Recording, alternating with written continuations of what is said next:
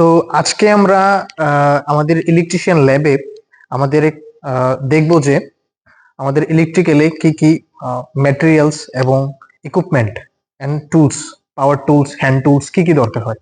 তো আমি প্রথমেই স্টার্ট করবো এদিক থেকে। তো এটা হচ্ছে, এটাকে আমরা ট্রাই স্কোয়ার বলি। ট্রাই স্কোয়ার, এটার নাম হচ্ছে ট্রাই স্কোয়ার, যা আমরা অ্যাঙ্গেল মেজারমেন্ট করতে আমাদের হেল্প হয়। তারপর হচ্ছে এটা হচ্ছে একটা বল পিন হ্যামার। এটার পিনটা হচ্ছে বলের মতো, তার জন্য এটাকে আমরা বল পিন হ্যামার বলি। ঠিক আছে? এখানে আরেকটা হ্যামার আমরা দেখতে পাচ্ছি, এটা হচ্ছে উডেন হ্যামার। আমাদের তার যদি ওয়্যারগুলি, অনেকগুলি ওয়্যার থাকে, তাহলে এটাকে ইয়ে করার জন্য, ফ্ল্যাট করার জন্য আমরা আস্তে আস্তে এটার মধ্যে আমরা হ্যামার দিয়ে টাচ করার পর, বাড়ি দেওয়ার পর ওইগুলাকে আমরা ইয়ে করতে পারি। ঠিক আছে, উডেন হ্যামার। এখানে আরেকটা হ্যামার আমরা দেখতে পাচ্ছি, এটাকে বলে ক্রস পিন হ্যামার। ঠিক আছে, এটা যেমন আমাদের এখানে আছে একটা বল পিন হ্যামার, তার মতো এটা একটা আছে ক্রস পিন হ্যামার। এটার কাজও আরেকটা আছে। তারপর হ্যাঁ, এটা হচ্ছে আমাদের স্ক্রুড্রাইভার। এখানে ইনসুলেশন নেই, আর এখানে ইনসুলেশন আছে। এই হলুদ কালারটা যে রাবারটা দেখতে পাচ্ছ, এটাকে ইনসুলেশন আমরা বলি। তো তার জন্য এটা ইনসুলেটেড একটা স্ক্রুড্রাইভার, আর এটাই উইদাউট ইনসুলেটেড একটা স্ক্রুড্রাইভার। এখানে আমরা দেখতে পাচ্ছি এটা ক্যালিপার। ইনসাইড ক্যালিপার আর আউটসাইড ক্যালিপার আমরা মেজারমেন্ট করার জন্যই আমরা ইউজ করে থাকি। তারপর আমরা এখানে একটা মিটার দেখতে পাচ্ছি, 15 মিটার একটা ট্যাপ, যাকে আমরা মেজারিং ট্যাপ বলি। এটা 15 মিটার, এখানে লেখা আছে 15 মিটার। ঠিক আছে, 15 মিটার।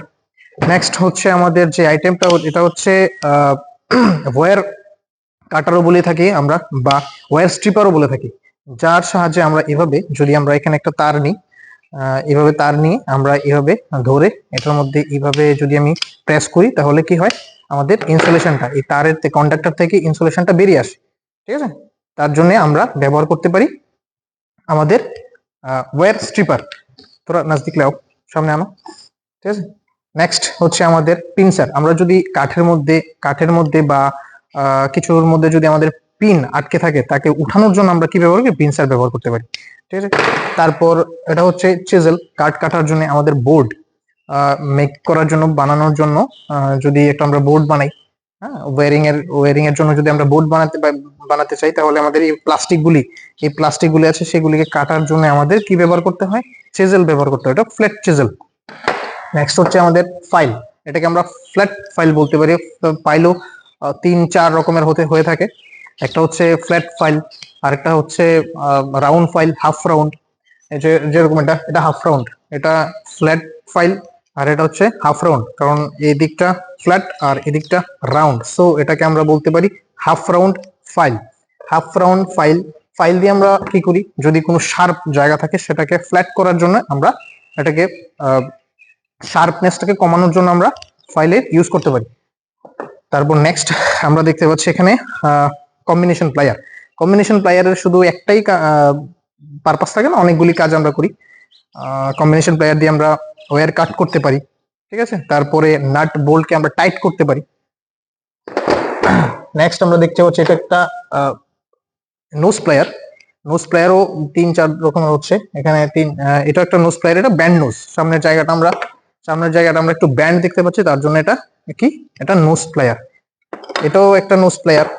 তারপর এখানে আরেকটা আছে, এটাকে আমরা বলতে পারি যে নিডল নোজ। ঠিক আছে, এটা নিডল নোজ, এটা ব্যান্ড নোজ, আর এটা নোজ প্লায়ার।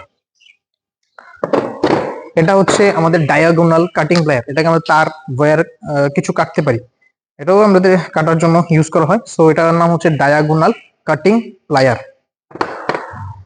ঠিক আছে, নেক্সট হচ্ছে আমাদের এটা একটা ড্রিলিং মেশিন।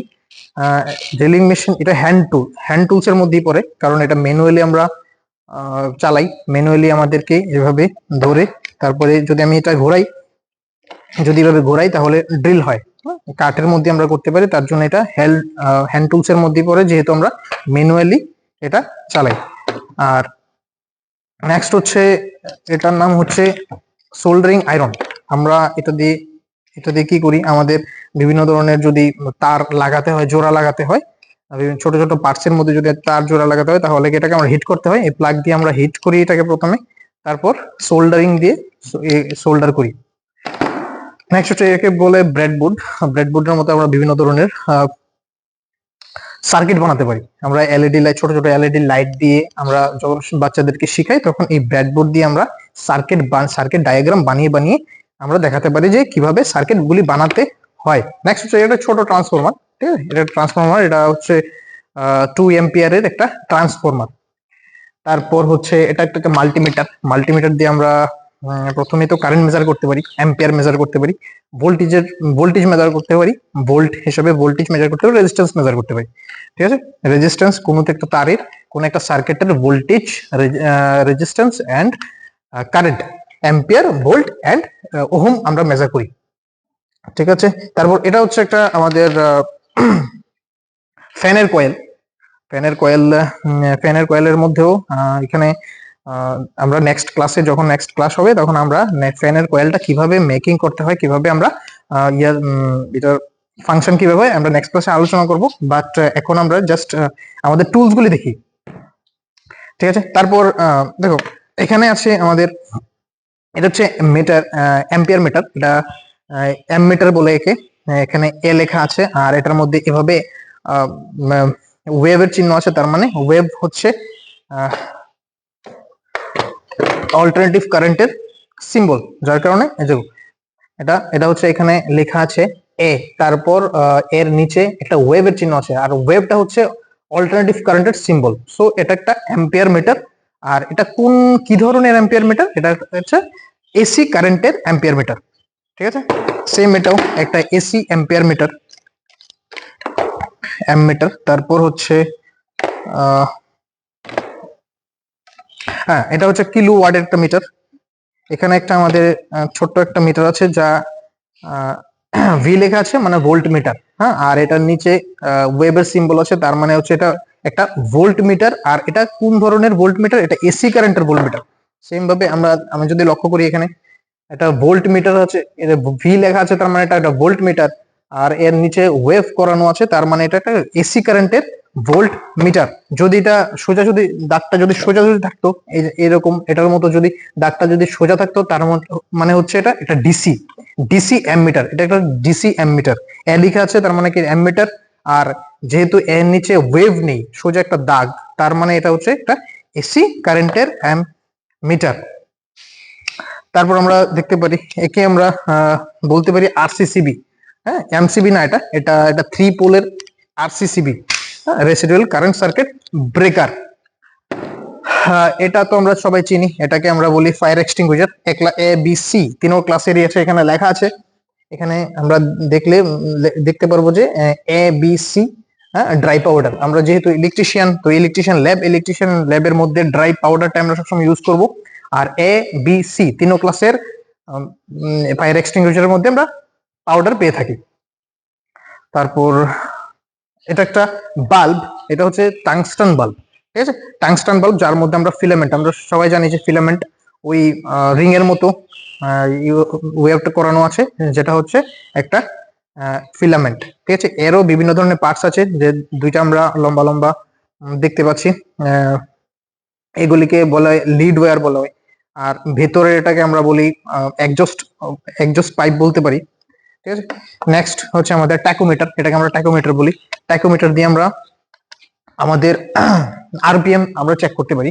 একটা মোটর যদি চালাই, মোটরটা কত আরপিএম মিনিটে, তার রোটেশন কতটুক কতটুক তার ঘোরার ক্ষমতা, সেগুলিকে আমরা চেক করতে পারি এই ট্যাকোমিটারের সাহায্যে। এটা হচ্ছে মিনি হ্যাকসো বলে আমরা, এটা অ্যাকচুয়ালি মিনি না, এটা বড় ধরনের হ্যাকসোই। তো হ্যাকসো দিয়ে আমরা কি করব? হ্যাকসো দিয়ে আমরা বিভিন্ন জিনিস কাটতে সাহায্য করে, সবাই জানি আমরা। এটা হচ্ছে একটা কিটক্যাট ফিউজ বা রিওয়্যারেবল ফিউজ।